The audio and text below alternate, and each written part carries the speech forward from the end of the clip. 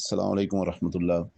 அன்பார்ந்த தனவந்தர்களே, விசேடமாக இறைச்சி எவ்வளோ ஆயினாலும் பரவாயில்ல, நாங்கள் தின்னுவோம் என்று திமிரில் இருக்கக்கூடியவர்களே, தயவு செஞ்சு இந்த விஷயத்தை விளங்கிக்கோங்க. 2021 லாக்டவுனுக்கு முந்தி 1500 1700 இருந்த இறைச்சி லாக்டவுன் காலத்தில் பெட்ரோல் இல்லை, டிரான்ஸ்போர்ட் கஷ்டமாக இருக்குது என்று சொல்லி விலையை கூட்டின இறைச்சி இதுவரையில் விலை குறைக்காது மட்டுமல்லாமல் இன்னும் ஒவ்வொரு நாளும் ஒவ்வொரு மாதமும் விலையை கூட்டி கொண்டு போகிறத பார்க்குறோம். அந்த அடிப்படையில் 2024 அக்டோபர்லேருந்து நாங்கள் சொல்லி வரக்கூடிய விஷயம்தான் இது 2000 ரூபாய்க்கு விற்கப்படணும் என்றாலும் சில பிரதேசங்களில் 2200 2100 கிடைச்சி கொண்டு இருக்குது.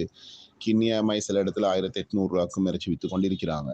குறிப்பாக கொழும்பு, கம்பா, களுத்துறை, கண்டி, புத்தளம் மாதிரி விசேடமாக இப்படியான சிட்டிகளில் ஒவ்வொருத்தரும் வித்தியாசமான விலைகளில் இறைச்சி விற்று கொண்டிருக்கிறாங்க. இதுக்கு கட்டுப்பாட்டு விலை ஒன்று இல்லாமல் சில பிரதேசங்களில் இது கட்டுப்பாட்டு விலை கொண்டு வந்துட்டாங்க. 2200 மேலே தனி இறைச்சி யாரும் விற்கலாண்டு. அப்போ இந்த அடிப்படையில் நோம்புக்கு இன்னும் ஒரு கிழமை தான் இருக்குது. இன்னும் 8 நாளில் நோம்பு இன்ஷால்லா வரப்போகுது.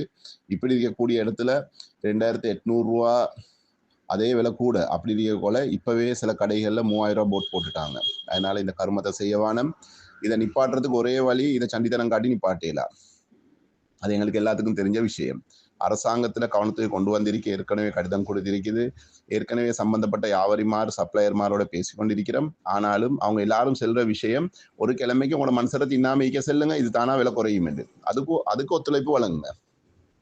இந்த ஏழைகளும் பாவம் ஒரு 500 கிராம் இறைச்சி 250 கிராம் இறைச்சி வாங்கி சாப்பிடட்டும். கஞ்சியில் இறைச்சி துண்டு போட்டு கஞ்சி குடிக்கட்டும். இதுக்கு உங்களோட ஒத்துழைப்பு, இது நீங்க செய்யக்கூடிய பெரிய சதக்கா ஆயிடும்.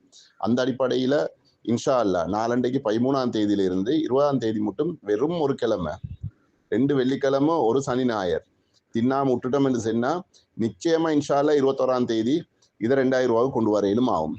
ஏன் நான் இந்த விஷயத்த சொல்றேன்னு என்று சொன்னா, உங்களுக்கு தெரியும் இந்த இறைச்சிகள் வாரது அனுராதபுர, வவுனியா, குருநாகல் டிஸ்ட்ரிக்ட் இடத்துல இருந்தால் இந்த இறைச்சி வந்து கொண்டு இருக்குது.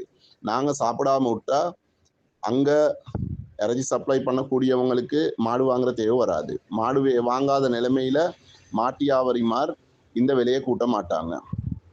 நாங்கள் கணக்கில்லாமல் இதை வாங்கி கொண்டு இருந்தோம் என்று சொன்னா அவங்களும் கொண்டு போட்டு கொண்டு இருப்பாங்க. அவங்களும் பின்னுக்கு வாங்குறவங்கள்ட்ட செல்ற விலைக்கு எடுத்துக்கொண்டு இருப்பாங்க.